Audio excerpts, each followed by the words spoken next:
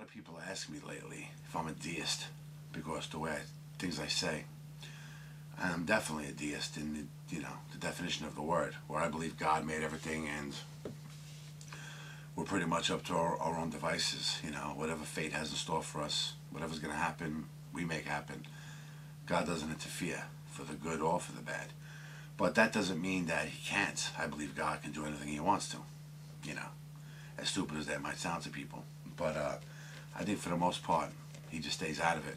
Whatever happens, happens. And a lot of atheists and evolution people, people that believe in evolution 100%, even them, I think they can agree with me on this point, that if you were to take away all we know about science, the fossil record, origins of the universe, everything there is to know about all the sciences, take all that away. Now take everything we know about all the different religions. Take it all away. Just forget about it for a second. Put us all in a field, Now we're just comparing notes, and we have nothing really to compare. We're just looking up, observing the stars, and the mountains, and the water, and streams, and life in general. We might at that moment all come to the same conclusion that, and we can agree upon, that some force, even an unknown force, is responsible for the creation of everything. Now, is it a case that maybe Christians put a face on it? The half-naked, muscular, older dude with the white beard and white hair on a cloud posed like this. Is that God? Is that what God really is? Or is that some image we put to our belief? Like science, the singularity, where everything came out of a hole the size of smaller than an atom, and all at once everything burst through somehow at unfathomable speeds, creating the universe.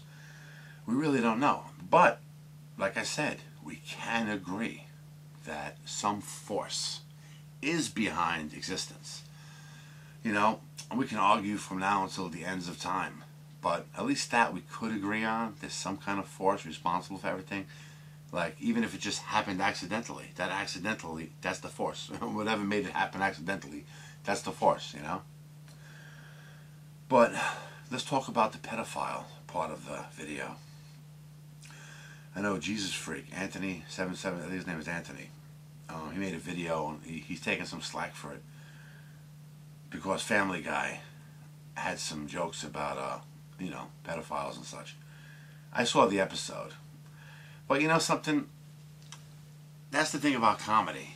You could be a black dude watching some white guy say comedies, talking about Nazis or whatever, making jokes about babies, anything. But the second that comedian, and the guy's laughing, the black dude, the second he says something about a black guy sucking on a watermelon or something, then it's like, you're no longer funny to me. Now I hate this this guy talking up there, The same with a white person. You might be listening to racial jokes or this or that. The second that the same comedian insults your race, or maybe you're a fat guy and he's talking about skinny people and it's all funny, ha ha ha. Then he says the fat joke and you're going to be like, you're going to be offended. So this, you could say that pedophilia really shouldn't be joked about. That could be something that maybe everybody could agree to. Like, it's really not a funny subject. Whereas, are we being too sensitive if there's a racial slur? You know what I'm saying? But it's like I said, you laugh at when they're making fun of the Italians, but if you're black, you don't laugh if they're making fun of the blacks. You see, it's that kind of, I don't know. It's a give and take thing.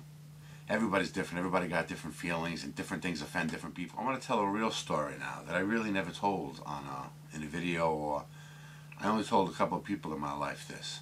But I, Stoned Commander, had a run-in with a pedophile. Let me tell you my story. I'm going back. I had to be maybe, 10, 11 years old. This kid I used to hang out with, I think he's dead now. But anyway, I was in the back seat with him. We were sitting there, His father was driving the car, and this other guy in the passenger seat in the front, who I can't remember what his face looked like till this day. They were sitting up there. Then we parked. We were doing something, like, I forgot what it was, some event. Actually, I do remember what the event was, but I don't want to say it because, in case anybody's watching, I don't want to offend nobody after the fact. I think they're both dead now, but still, it's a long time ago. So I'm sitting back there and talking to my friend, and the father turns and looks at me and says something like, oh, this and that, whatever. And then he faces forward again. And then you're a kid, you're looking around. I didn't even realize it. There was like magazines right on the floor at my feet, in the car. So I'm like, curiosity killed the cat. So I'm looking through them, and they're all like dirty magazines. So then I pick up like the top one, and my friend's giggling, like he had seen these before. I guess it's in his father's car. So I'm giggling too, but I noticed there were like different kinds of magazines. I had already been exposed to like what a naked woman looks like very early in life.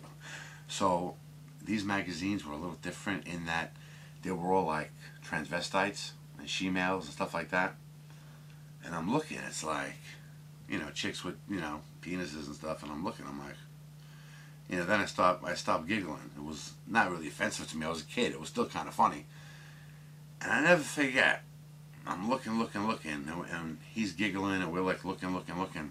And they were hardcore, too. The father turned to me, he looked right at me and said, you've seen one naked woman, you've seen them all, And I wasn't shocked like I should have been because I was just a little naive kid. But I knew there was something wrong with that statement. But not where it offended me or I was going to run home and tell my parents or nothing. Or, it was just like, the guy said something like, what's he talking about? I was like, what's this guy talking about? Like, these clearly are not women, But now in retrospect, when you think back to that, think about that. He had the little boys in the back seat. Put the magazines where he knows they're going to see them. And then you say something like that to a little boy, like you've seen one naked woman, you've seen them all. Like, is that like trying to warp their mind? Like make me think like that this is what women look like, like naked? It's just very strange, And that family was like really messed up. He had older brothers, and even like again in retrospect, when I think back on them, man, they were like damaged. They were like a damaged family. You can see it, But I want to show you a picture now. Like that story, it might have even, if you're a sicko, that might have even put a smile on your face, like ha ha ha, Stone Commander, But you're looking at me now, this big beast of a man before you. But this is what that monster in the front seat was talking to that day.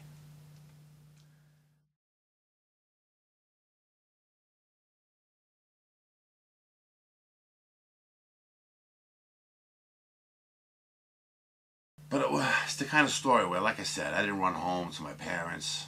I did tell them, though, but I'm 42. I didn't tell them this story till I was like 41. We were sitting around the table one day, and somehow the subject of pedophilia came up. And I just told the story, and they were like, looking at me like, But, like I said, he didn't touch me, nothing, but you can see those mind. Back to the Jesus freak thing. You know what it really comes down to? I think South Park and Family Guy and all these shows, man, they have the right to make fun of anything, I guess. It's all fair game, Sometimes in life, things are so disgusting and horrible. If you don't joke about it, you can really let it, like, beat you down and kill you, man. Just drive you nuts. But at the same time, guys like Jesus Freak 777 Anthony, I think his name is, like I said it again, he has every right to complain about it. And, and then, by the same token, Defending Champ or Amazing Atheist have the right to complain about what he said, Oh, but one thing that Jesus Freak did that was a mistake. I hate when people say, like, they muddle in homosexuality and other things, like, oh, rapists, murderers, pedophiles, homosexuals. Wait a minute. Rapists, murderers, pedophiles, homosexuals. You see? That's where he made his mistake. You muddled in homosexuality with murderers and pedophiles and killers. Come on. That's the mistake he made. That's what pissed people off, I mean, we are what we are. Some people are homosexual, some people aren't. But don't muddle homosexuals in with murderers and pedophiles, man. That's wrong, Maybe we're all just too sensitive. Who knows?